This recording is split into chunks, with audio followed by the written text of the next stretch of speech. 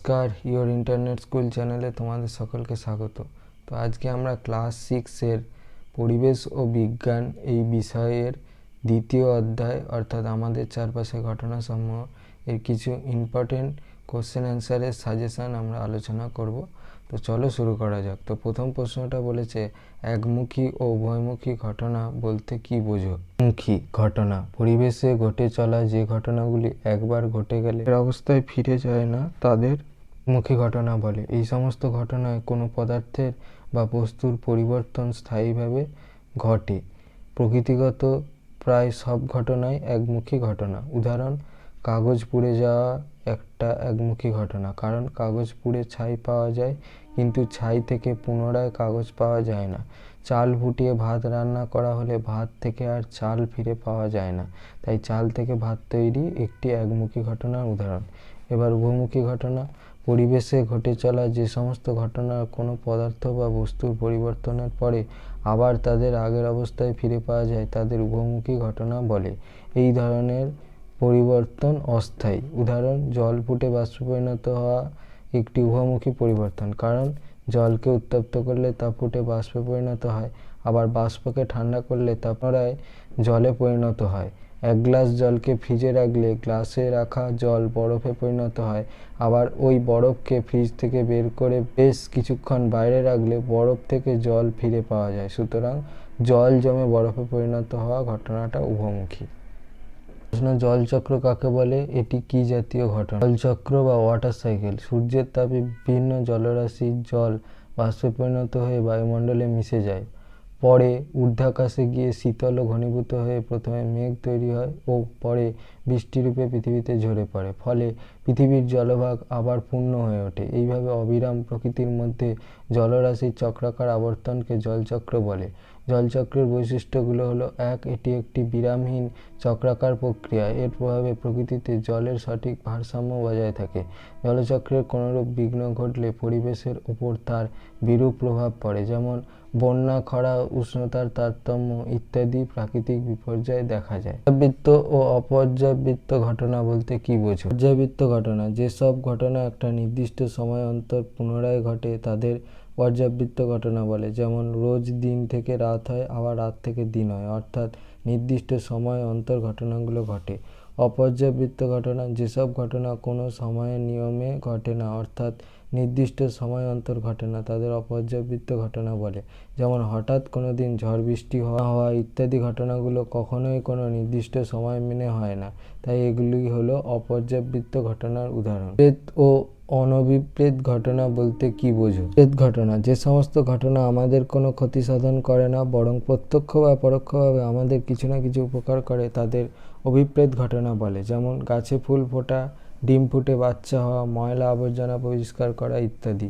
অনভিপ্রেত ঘটনা, যে সমস্ত ঘটনা জীবজগতের কাম্য নয়, যেগুলি কোনো না কোনোভাবে প্রাকৃতিক বিপর্যয় ঘটায় বা জীবজগতের ক্ষতি সাধন করে তাদের অনভিপ্রেত ঘটনা বলে। যেমন, গাছ কেটে ফেলা, আগ্নেয়গিরির অগ্ন্যুৎপাত, খরা, জোরে জোরে মাইক বাজানো ইত্যাদি। প্রাকৃতিক ও মনুষ্যসৃষ্ট ঘটনা কাকে বলে? প্রাকৃতিক ঘটনা, যে সকল ঘটনা প্রকৃতিতে আপনা আপনিভাবে বা স্বাভাবিক স্বতঃস্ফূর্তভাবে ঘটছে তাদের প্রাকৃতিক ঘটনা বলে।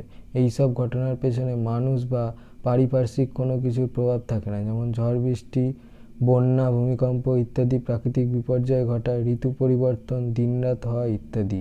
মনুষ্যসৃষ্ট ঘটনা, যে সকল ঘটনা প্রাকৃতিক নিয়মে ঘটে না, মানুষের বিভিন্ন কার্যকলাপের ফলে ঘটে তাদের মনুষ্যসৃষ্ট ঘটনা বলে। যেমন, চোরা শিকারীদের দ্বারা বনের পশুর মৃত্যু, রান্না করার সময় আগুন জ্বালানো, কীটনাশক ছিটিয়ে কীটপতঙ্গ মারা ইত্যাদি। কাকে বলে? মাটির উর্বরা শক্তি বাড়িয়ে উদ্ভিদের বৃদ্ধি ও ফলন বাড়ানোর জন্য যে রাসায়নিক বা জৈব উপাদান মাটিতে মেশানো হয় তাকে সার বলে। যেমন, ডাই অ্যামোনিয়াম ফসফেট, ইউরিয়া ইত্যাদি। জৈব সার ও অজৈব বা রাসায়নিক সার কাকে বলে? সার, উদ্ভিদ ও প্রাণীদেহ থেকে প্রাপ্ত যেসব পদার্থকে পচিয়ে বা সরাসরি মাটিতে প্রয়োগ করে জমির উর্বরতা তথা ফসলের উৎপাদন ক্ষমতা বাড়ানো হয় তাকে জৈব সার বলে। যেমন, খোল সার, গোবর সার, হাঁস মুরগির মল, হাড় গুঁড়ো সার। কৃত্রিম পদ্ধতিতে ও বাণিজ্যিক উপায়ে বিভিন্ন অজৈব পদার্থের মিশ্রণে যে সার উৎপাদন করা হয় তাকে অজৈব সার বলে, যেমন অ্যামোনিয়াম সালফেট, ইউরিয়া ইত্যাদি। তো কি উদাহরণ দাও? হলো এক ধরনের রাসায়নিক পদার্থ যা ক্ষতিকারক পোকামাকড়কে নিয়ন্ত্রণ বা ধ্বংস করার জন্য ব্যবহৃত হয়। এটি সাধারণত কৃষিকাজ, গুদামজাত শস্য সংরক্ষণ, জনস্বাস্থ্য রক্ষা এবং গৃহস্থালির কীটপতঙ্গ দূর করতে ব্যবহৃত হয়। কীটনাশক বিভিন্ন প্রকারের হতে পারে। এক হচ্ছে প্রাকৃতিক, দুই হচ্ছে জৈবিক, তিন হচ্ছে রাসায়নিক। পেস্ট কাকে বলে উদাহরণ দাও? সকল ক্ষতিকারক প্রাণী মানুষের এবং ফসলের ক্ষতি সাধন করে তাদের পেস্ট বা ক্ষতিকারক কীটপতঙ্গ বলে, যেমন পিঁপড়ে, ইঁদুর, উইপোকা ইত্যাদি। সকালে চাষের জমিতে পাওয়া যেত, কিন্তু বর্তমানে রাসায়নিক সার ও কীটনাশক ব্যবহারের ফলে চাষের জমিতে পাওয়া যায় না এমন মাছগুলির নাম লেখো। যেসব মাছ চাষের ক্ষেতে পাওয়া যেত কিন্তু বর্তমানে রাসায়নিক কীটনাশক ব্যবহারের ফলে পাওয়া যায় না এমন কয়েকটি মাছের নাম হলো বেলে, ন্যাদোস, পুঁটি, ল্যাঠা, চাঁদা, খলসে, চিংড়ি ইত্যাদি। দ্রুত ও মন্থর ঘটনা বলতে কি বোঝো? দ্রুত ও মন্থর ঘটনা দুটো করে উদাহরণ দাও। প্রথমে হচ্ছে দ্রুত, যে সমস্ত ঘটনা বা বিক্রিয়া ঘটতে বেশি সময় লাগে না, অর্থাৎ যেসব ঘটনা বা বিক্রিয়া দ্রুত সম্পন্ন হয় তাদের দ্রুতগতি ঘটনা বা বিক্রিয়া বলে। যেমন হাতে স্পিরিট ঢাললে তা হাত থেকে প্রয়োজনীয় তাপ অর্থাৎ লিন তাপ নিয়ে দ্রুত বাষ্পীভূত হয়, তাই এটি একটি দ্রুতগতি ঘটনা। এছাড়া আরও কয়েকটা দ্রুতগতি ঘটনার উদাহরণ দেওয়া হলো। ঘটনা বিক্রিয়া দ্রুত বা দ্রুতগতি ঘটনা উদাহরণ: ফুটন্ত দুধে লেবুর রস মিশিয়ে ছানা কাটানো, অ্যাসিড ও ক্ষারের প্রশমন বিক্রিয়া, পোড়া চুনে জল যোগ করে কলিচুন তৈরি করা। সব ভৌত ও রাসায়নিক ঘটনাগুলো ঘটতে বহুক্ষণ সময় লাগে, অর্থাৎ খুব ধীরে ধীরে হয়, তাদের মন্থর ঘটনা বা মন্থর বিক্রিয়া বলে। যেমন শুঁয়োপোকা থেকে প্রজাপতি হওয়া, ভিজে জামাকাপড় জড়ো করে রাখলে তা শুকোতে দেরি হওয়া, এগুলো মন্থর ঘটনার উদাহরণ। এছাড়াও কতকগুলো মন্থর ঘটনার উদাহরণ হলো ঘটনা বা বিক্রিয়া হচ্ছে মন্থর ঘটনা উদাহরণ: লোহায় মরচে পড়া, বীজ থেকে চারা গাছ হওয়া, ব্যাঙাচি থেকে ব্যাঙ হওয়া ইত্যাদি। এর ভৌত ধর্ম কাকে বলে? কোনো পদার্থের যেসব ধর্মের সাহায্যে শুধুমাত্র পদার্থের বাহ্যিক অবস্থার ও প্রকৃতির পরিচয় পাওয়া যায় কিন্তু অভ্যন্তরীণ অণুর গঠনের পরিচয় পাওয়া যায় না, সেই সব ধর্মকে পদার্থের ভৌত ধর্ম বলে। যেমন ভৌত অবস্থা: সাধারণ উষ্ণতায় সব পদার্থ একই অবস্থায় থাকে না, কোনোটা কঠিন, কোনোটা তরল, আবার কোনোটা গ্যাসীয় অবস্থায় থাকে। যেমন বরফ কঠিন, জল তরল এবং অক্সিজেন গ্যাসীয়। বর্ণ: কতকগুলি পদার্থের নিজস্ব বর্ণ আছে যা দেখে অনেক সময় তাদের চেনা যায়, যেমন সোনা উজ্জ্বল হলুদ, কয়লা কালো। রাসায়নিক ধর্ম কাকে বলে? যেসব ধর্ম থেকে পদার্থের মূল গঠনের এবং রাসায়নিক বৈশিষ্ট্যের পরিচয় পাওয়া যায় সেই সব ধর্মকে পদার্থের রাসায়নিক ধর্ম বলে। পরিবর্তন ও রাসায়নিক পরিবর্তন কাকে বলে? পরিবর্তন: যে অস্থায়ী পরিবর্তনে পদার্থের গঠনগত গুণগত কোনো ধর্মের পরিবর্তন ঘটে না, পদার্থের নিজস্ব ধর্ম বা গুণ বজায় থাকে। কেবলমাত্র বাহ্যিক ভৌত অবস্থার আকার, স্বচ্ছতা, ঘনত্ব, চুম্বকত্ব প্রভৃতি ধর্মের পরিবর্তন হয়, সেই পরিবর্তনকে ভৌত পরিবর্তন বলে। যেমন জল থেকে বাষ্প হওয়া, মোমের গলন হলো ভৌত পরিবর্তনের উদাহরণ। পরিবর্তন: যে পরিবর্তনে পদার্থের চরিত্রগত, গুণগত, গঠনগত স্থায়ী পরিবর্তন ঘটে, অর্থাৎ পদার্থের মূল আণবিক গঠন ও ধর্ম পরিবর্তিত হয়ে নতুন অন্য পদার্থ উৎপন্ন করে, তাকে রাসায়নিক পরিবর্তন বলে। যেমন গম থেকে আটা তৈরি, জলে চাল ফুটিয়ে ভাত রান্না, দুধ থেকে দই তৈরি হলো রাসায়নিক পরিবর্তনের উদাহরণ। লিখিত ঘটনাগুলি ভৌত পরিবর্তন না রাসায়নিক পরিবর্তন যুক্তিসহ লেখো। আগে ঘটনাগুলো দেখে নাও। জলে স্ফুটন: ম্যাগনেসিয়াম তারকে বায়ুতে উত্তপ্ত করা হলো, প্ল্যাটিনাম তারকে উত্তপ্ত করা হলো। মোমের গলন: বরফের গলন অর্থাৎ বরফকে জলে পরিণত করা। চিনিকে উত্তপ্ত করা হলো, চুনে জল ঢালা হলো, তামার তারের মধ্যে দিয়ে তড়িৎ প্রবাহ পাঠানো হলো, চিনি মেশানো হলো। লোহায় মরচে পড়া: লোহাকে চুম্বকে পরিণত করা। গাঢ় সালফিউরিক অ্যাসিডে জল ঢালা হলো, আয়োডিনকে ঊর্ধ্বপাতিত করা হলো, দুধ থেকে দই তৈরি করা হলো। গরমে রেল লাইনের দৈর্ঘ্য বৃদ্ধি, ফটোগ্রাফিক প্লেটে আলো ফেলা হলো। রাসায়নিক পরিবর্তনের বিশ্লেষণ: জলের স্ফুটন ভৌত পরিবর্তন। যুক্তি: এটি শুধুমাত্র অবস্থার পরিবর্তন, তরল থেকে বাষ্পে ঘটে, নতুন পদার্থ উৎপন্ন হয় না। ম্যাগনেসিয়াম তারকে বায়ুতে উত্তপ্ত করা রাসায়নিক পরিবর্তন। যুক্তি: উত্তপ্ত ম্যাগনেসিয়াম অক্সিজেনের সাথে বিক্রিয়া করে ম্যাগনেসিয়াম অক্সাইড MgO তৈরি করে, যা একটা নতুন পদার্থ। প্ল্যাটিনাম তারকে উত্তপ্ত করা ভৌত পরিবর্তন। যুক্তি: প্ল্যাটিনাম ধাতু উত্তপ্ত হলে শুধু তাপ গ্রহণ করে, কিন্তু রাসায়নিকভাবে পরিবর্তিত হয় না। মোমের গলন ভৌত পরিবর্তন। যুক্তি: মোম কঠিন থেকে তরলে পরিণত হয়, কিন্তু রাসায়নিক গঠনের কোনো পরিবর্তন ঘটে না। বরফের গলন বরফ থেকে জল হওয়া ভৌত পরিবর্তন। যুক্তি: এটি কেবলমাত্র অবস্থার পরিবর্তন, জল অর্থাৎ H2O একই থাকে। চিনিকে উত্তপ্ত করা রাসায়নিক পরিবর্তন। যুক্তি: চিনি উত্তপ্ত হলে কার্বন ও পানি অর্থাৎ জল H2O আলাদা হয়ে যায় এবং নতুন পদার্থ কার্বন তৈরি হয়। চুনে জল ঢালা রাসায়নিক পরিবর্তন। যুক্তি: ক্যালসিয়াম অক্সাইড CaO এবং জল H2O বিক্রিয়া করে ক্যালসিয়াম হাইড্রক্সাইড CaOH তৈরি করে, যা নতুন পদার্থ। তামার তারের মধ্য দিয়ে তড়িৎ প্রবাহ পাঠানো ভৌত পরিবর্তন। এটি শুধুমাত্র বিদ্যুতের প্রবাহ ঘটায়, তামার রাসায়নিক গঠনে কোনো পরিবর্তন হয় না। জলে চিনি মেশানো ভৌত পরিবর্তন। যুক্তি: চিনি জলে দ্রবীভূত হয়, কিন্তু তার রাসায়নিক গঠন পরিবর্তিত থাকে। লোহায় মরচে পড়া রাসায়নিক পরিবর্তন। যুক্তি: লোহা Fe অক্সিজেন ও জলীয় বাষ্পের সাথে বিক্রিয়া করে লোহা অক্সাইড FeO3x তৈরি করে, যা সম্পূর্ণ নতুন পদার্থ। যে কোনোভাবে লোহাকে চুম্বকে পরিণত করা ভৌত পরিবর্তন। যুক্তি: এটি শুধুমাত্র একটা ভৌত বৈশিষ্ট্যের পরিবর্তন, চুম্বকত্ব অর্জন ঘটায়, রাসায়নিক পরিবর্তন ঘটে না। গাঢ় সালফিউরিক অ্যাসিডে জল ঢালা রাসায়নিক পরিবর্তন। যুক্তি: এতে প্রচণ্ড তাপ উৎপন্ন হয় এবং অ্যাসিডের আয়নীয় বিন্যাস পরিবর্তিত হতে পারে। আয়োডিনকে ঊর্ধ্বপাতিত করা ভৌত পরিবর্তন। যুক্তি: আয়োডিন কঠিন থেকে সরাসরি গ্যাসে পরিবর্তিত হয়, কিন্তু রাসায়নিকভাবে অপরিবর্তিত থাকে। দুধ থেকে দই তৈরি রাসায়নিক পরিবর্তন। ব্যাকটেরিয়া দুধের ল্যাকটোজকে ল্যাকটিক অ্যাসিডে পরিণত করে, যা নতুন রাসায়নিক গঠনের পদার্থ। গরমে রেল লাইনের দৈর্ঘ্য বৃদ্ধি ভৌত পরিবর্তন। যুক্তি: এটি শুধুমাত্র তাপের কারণে বিস্তার ঘটায়, রাসায়নিক পরিবর্তন ঘটে না। ফটোগ্রাফিক প্লেটে আলো ফেলা রাসায়নিক পরিবর্তন। যুক্তি: আলো ফটোগ্রাফি প্লেটে সিলভার ব্রোমাইড AgBr বিক্রিয়া ঘটিয়ে সিলভার Ag ও ব্রোমিন Br2 তৈরি করে, যা নতুন রাসায়নিক পরিবর্তন। কিছু পরিবর্তন শুধুমাত্র পদার্থের অবস্থার পরিবর্তন করে ভৌত পরিবর্তন, আর কিছু পরিবর্তনে নতুন পদার্থের সৃষ্টি হয় অর্থাৎ রাসায়নিক পরিবর্তন। জোড়ার মুখে ফাঁকা রাখা হয়, কিন্তু ট্রাম লাইনে রাখা হয় না কেন? লাইন কাঠ বা কংক্রিটের স্লিপারের ওপর বসানো থাকে।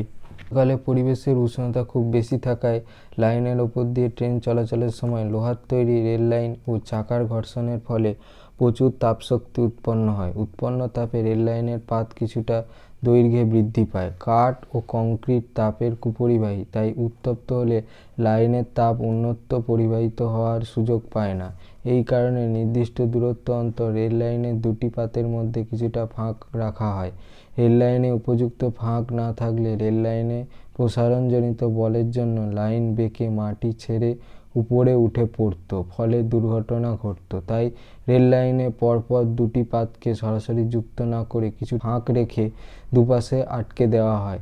এতে গরমে প্রসারণ ও ঠান্ডায় সংকোচনের কোনো সমস্যা হয় না। কিন্তু ট্রাম লাইন মাটির নিচে বসানো থাকে। লোহার লাইনটিকে গ্রানাইট, পাথর এবং সিমেন্ট দিয়ে ঘিরে রাখা হয়। এরা তাপের উত্তম পরিবাহক। ফলে লাইনের সঙ্গে চাকার ঘর্ষণের ফলে উৎপন্ন তাপে লাইন উত্তপ্ত হলেও এই তাপ এদের মাটিতে চলে যেতে পারে, তাই লাইনের প্রসারণ হওয়ার সম্ভাবনা থাকে না। সেজন্য ট্রাম লাইনের মুখে ফাঁক থাকে না। কেটে রাখা কলা, আপেল বা ডাবের মুখে কি দেখা যায় ও কেন? কেটে রাখা কলা, আপেল বা ডাবের মুখে কালো বা বাদামি ছোপ দেখা যায়। বায়ুতে উপস্থিত বিভিন্ন জীবাণু ও অক্সিজেনের সঙ্গে বিক্রিয়ায় ওই কাটা অংশে রাসায়নিক পরিবর্তন হয়, ফলে এই রকম বাদামি দাগ দেখা যায়। ফল খেলে অসুখ হয় কেন? ধরে কেটে রাখা ফল খাওয়া উচিত নয়, কারণ ফলে বায়ুতে উপস্থিত বিভিন্ন জীবাণু রাসায়নিক পরিবর্তন ঘটায় এবং বংশবৃদ্ধি করে। তাই এইসব ফল খেলে বিভিন্ন রোগ হওয়ার সম্ভাবনা থাকে। আবার কাটা ফলে রোগ জীবাণুবাহক মাছি এসে বসতে পারে, তার থেকেও নানা অসুখ হতে পারে। এর বেসিনে বা মেঝেতে ছোপ পড়লে কি করতে দেখো? এটা কি ধরনের পরিবর্তন হয়? বাড়ির বেসিনে বা মেঝেতে ছোপ পড়লে অ্যাসিড দিয়ে পরিষ্কার করা হয়, অথবা লেবুর রস দিয়ে ঘষে দাগ তোলা হয়, কারণ লেবুতে সাইট্রিক অ্যাসিড থাকে। এই সব ঘটনায় রাসায়নিক পরিবর্তন হয়। ফলে হাত, পায়ের চামড়া ও ঠোঁট ফেটে যায় কেন? ফলে বাতাসের আপেক্ষিক আর্দ্রতা খুব কম থাকে, অর্থাৎ বাতাস খুব শুষ্ক হয়। এই শুষ্ক বায়ু আমাদের শরীরের খোলা জায়গায় যেমন হাত, পায়ের পাতা, ঠোঁট থেকে জলীয় বাষ্প শোষণ করে নেয়, ফলে দেহের ওই সমস্ত অংশ শুষ্ক হয়ে ফেটে যায়। প্রতিকার: এই সমস্যা দূর করতে শরীরে ভ্যাসলিন, গ্লিসারিন ও বিভিন্ন তৈলাক্ত ক্রিম জাতীয় পদার্থ লাগানো হয়। এই সমস্তগুলি জল নিরোধী হওয়ায় আমাদের দেহের ত্বকের ওপর একটা পাতলা আস্তরণ সৃষ্টি করে, ফলে শুষ্ক বায়ু আর সরাসরি আমাদের ত্বকের সংস্পর্শে আসতে পারে না এবং শরীর থেকে জলীয় অংশ শোষণ করতে পারে না, ফলে আমাদের দেহের ওই সমস্ত অংশ আর ফাটে না বা রুক্ষ হয়ে যায় না। কি মরচে নিবারণের উপায়গুলো লেখো। লোহাকে আর্দ্র বাতাসের মধ্যে রেখে দিলে কিছুদিনের মধ্যে লোহার গায়ে লালচে বাদামি রঙের একটা পাতলা আস্তরণ পড়ে। এই বাদামি রঙের আস্তরণকেই মরচে বলে। লোহা বাতাসের অক্সিজেন এবং জলীয় বাষ্পের সঙ্গে ধীরে ধীরে বিক্রিয়ায় এক ধরনের জটিল যৌগ শোধক ফেরিক অক্সাইড Fe2O3XH2O উৎপন্ন করে। লোহা বায়ুর অক্সিজেন ও জলীয় বাষ্পের সঙ্গে রাসায়নিক বিক্রিয়া করে মরচেতে পরিণত হয়, যেটি একটি একমুখী রাসায়নিক পরিবর্তন, কারণ লোহার ধর্ম থেকে মরিচার ধর্ম আলাদা। চুম্বক মরিচাকে আকর্ষণ করে না, কিন্তু লোহাকে করে। লোহার অভ্যন্তরীণ গঠনের পরিবর্তন ঘটে, সম্পূর্ণ নতুন ধর্মবিশিষ্ট পদার্থ উৎপন্ন হয়।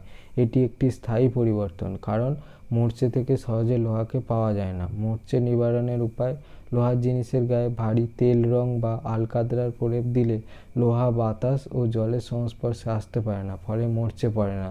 লোহার ওপর নিকেল, ক্রোমিয়াম, জিঙ্ক প্রভৃতি ধাতুর প্রলেপ দিলে লোহায় মরচে পড়ে না। আচার বা চাটনিতে ভিনিগার মেশানো হয় কেন? আচার বা চাটনি জৈব পদার্থ হয় বায়ুতে উপস্থিত জীবাণু সহজে আচার বা চাটনির পরিবর্তন ঘটিয়ে এগুলোকে তাড়াতাড়ি নষ্ট করে দেয়। ভিনিগার এক প্রকার জৈব অ্যাসিড। এর আম্লিক ধর্মের জন্য এটি সংরক্ষক পদার্থ হিসেবে ব্যবহৃত হয়। আচার বা চাটনিতে ভিনিগার অর্থাৎ অ্যাসিটিক অ্যাসিড মেশানো থাকলে অ্যাসিডের উপস্থিতিতে জীবাণুর দেহে রাসায়নিক পরিবর্তন ঘটে, ফলে জীবাণুর কার্যকারিতা বিনষ্ট হয় ও জীবাণুরা মারা যায়।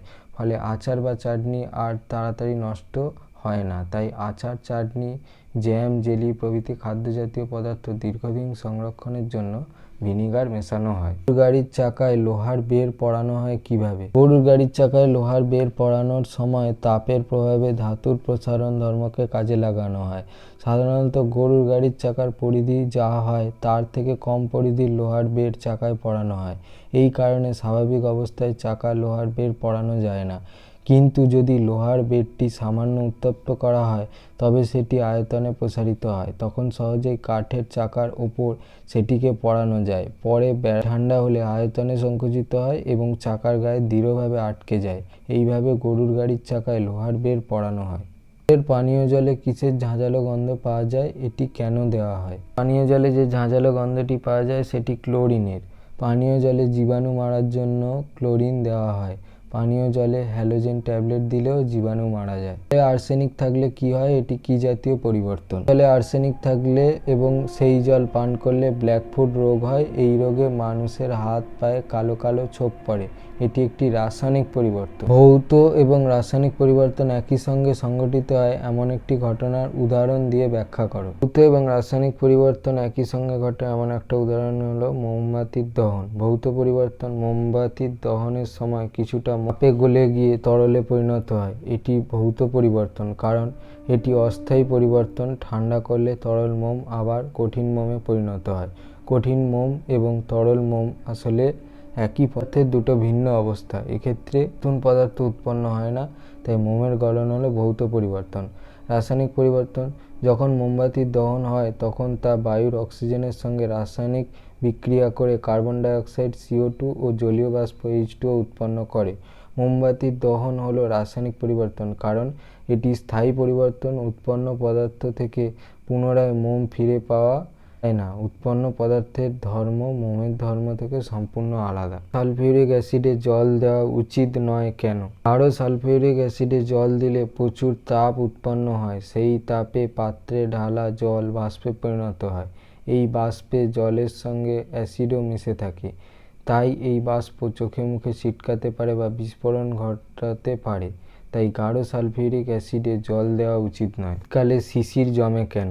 রাত্রে উষ্ণতা স্বাভাবিকের চেয়ে নিচে নেমে গেলে ভূপৃষ্ঠ তাপ বিকিরণ করে আরও ঠান্ডা হয় এবং ভূপৃষ্ঠ সংলগ্ন বাতাসে উপস্থিত জলীয় বাষ্প ঘনীভূত হয়ে জমে ছোট ছোট জলকণায় পরিণত হয়। এই জলকণাগুলো জলের ফোঁটার আকারে ঘাস, অপেক্ষাকৃত নিচু গাছের পাতায়, টিনের বা খড়ের চালে বা সান বাঁধানো উঠোন প্রভৃতি স্থানে জমা হয়ে শিশির সৃষ্টি করে। কিভাবে প্রকৃতিতে ঘটে যাওয়া ভৌত ও রাসায়নিক পরিবর্তনের সঙ্গে জড়িত? প্রকৃতিতে ঘটে যাওয়া ভৌত ও রাসায়নিক পরিবর্তনের সঙ্গে জড়িত, যেমন 1. সূর্যের তাপে সমুদ্র, নদী-নালা ও খালবিল থেকে জল বাষ্পীভূত হয়। এই বাষ্প থেকে মেঘ সৃষ্টি হয় এবং মেঘ থেকে আমরা বৃষ্টি পেয়ে থাকি। কিছু বাষ্প আবার ঠান্ডা হয়ে উঁচু পাহাড়ের চূড়ায় ও গায়ে বরফ রূপে জমা হয়। তুষার ও বরফ গলা জল নদী দ্বারা বাহিত হয়ে সমুদ্রে এসে মেশে। এটি ভৌত পরিবর্তন। সূর্যালোকের উপস্থিতিতে ক্লোরোফিলের সাহায্যে সালোক সংশ্লেষ প্রক্রিয়ায় সবুজ উদ্ভিদ জল এবং বায়ুর কার্বন ডাইঅক্সাইডের সাহায্যে পাতায় শর্করা জাতীয় খাদ্য উৎপন্ন করে। এর ফলে সৌরশক্তি রাসায়নিক শক্তিতে রূপান্তরিত হয়ে উদ্ভিদ দেহে আবদ্ধ হয়। এইভাবে উৎপন্ন খাদ্য থেকে পুনরায় মৌলগুলোকে ফিরে পাওয়া যায় না। প্রাণী প্রত্যক্ষ বা পরোক্ষভাবে উদ্ভিদকে খাদ্যরূপে গ্রহণ করে জৈবিক শক্তি লাভ করে। এটি রাসায়নিক পরিবর্তন। পার্থক্য লেখো। ভৌত পরিবর্তন এবং রাসায়নিক পরিবর্তন। ভৌত পরিবর্তন, রাসায়নিক পরিবর্তন। সংজ্ঞা: যে পরিবর্তনে পদার্থের মূল গঠনের কোনো পরিবর্তন হয় না, শুধুমাত্র বাহ্যিক অবস্থার পরিবর্তন হয়, তাকে ভৌত পরিবর্তন বলে। আর যে পরিবর্তনে পদার্থের মূল গঠনের পরিবর্তন ঘটে এবং সম্পূর্ণ নতুন ধর্মবিশিষ্ট পদার্থ উৎপন্ন হয়, তাকে রাসায়নিক পরিবর্তন বলে। বরফ গলে জল হওয়া, বাষ্পে পরিণত হওয়া ইত্যাদি। কার্বনকে বাতাসে পোড়ানো, লোহায় মরচে পড়া ইত্যাদি। স্থায়িত্ব: এই পরিবর্তন অস্থায়ী, এই পরিবর্তন স্থায়ী। তাপের উদ্ভব, শোষণ: এই পরিবর্তনে তাপের উদ্ভব বা শোষণ হতেও পারে, আবার নাও হতে পারে। এই পরিবর্তনে তাপের উদ্ভব বা শোষণ হবেই। পরিবর্তনের কারণ: পরিবর্তনের কারণটি সরিয়ে নিলে আবার আগের অবস্থায় ফিরে যায়। পরিবর্তনের কারণটি সরিয়ে নিলে পদার্থটিকে আগের অবস্থায় ফিরে পাওয়া যায় না। পদার্থের ওজন: ভৌত পরিবর্তনের ফলে মূল পদার্থ ও উৎপন্ন পদার্থের মধ্যে ওজনের কোনো পার্থক্য হয় না, একই থাকে। রাসায়নিক পরিবর্তনের ফলে উৎপন্ন নতুন পদার্থের ওজন মূল পদার্থের ওজনের চেয়ে বেশি বা কম হতে পারে, তবে মূল পদার্থের বিক্রিয়ক মোট ওজন ও পরিবর্তিত পদার্থের বিক্রিয়াজাত মোট ওজন সর্বদা সমান হয়।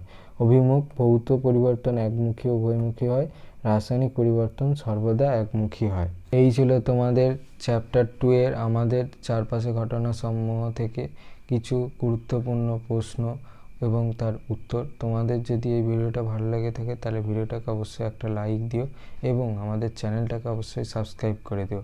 এই ধরনের আরও সাজেশান ভিডিও পেতে আমাদের চ্যানেলটাকে সাবস্ক্রাইব করার পাশাপাশি পাশে থাকা বেল আইকনে গিয়ে অবশ্যই ক্লিক করে দিও, যাতে করে এই রকমের সাজেশান ভিডিও আপলোড করার সাথে সাথেই তোমরা তার নোটিফিকেশান পেয়ে যাও। তো আজকের মতো এই পর্যন্তই, দেখা হচ্ছে পরবর্তী ভিডিওতে।